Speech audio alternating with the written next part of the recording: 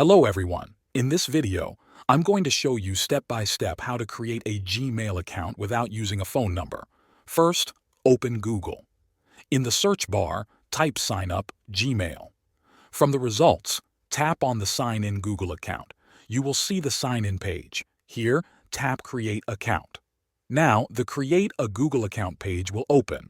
Type in your first name. The surname is optional, so you can leave it blank. Then tap next. On the basic information page, enter your birthday.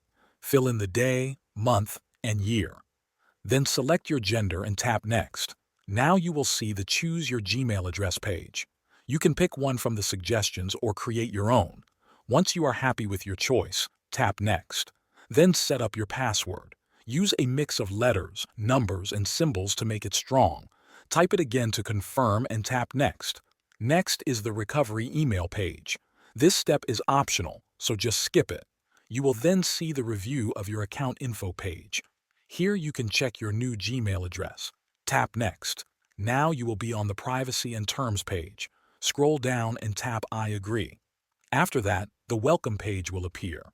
This means you have successfully created a Gmail account without using your phone number. That's all for today's tutorial. Thanks for watching.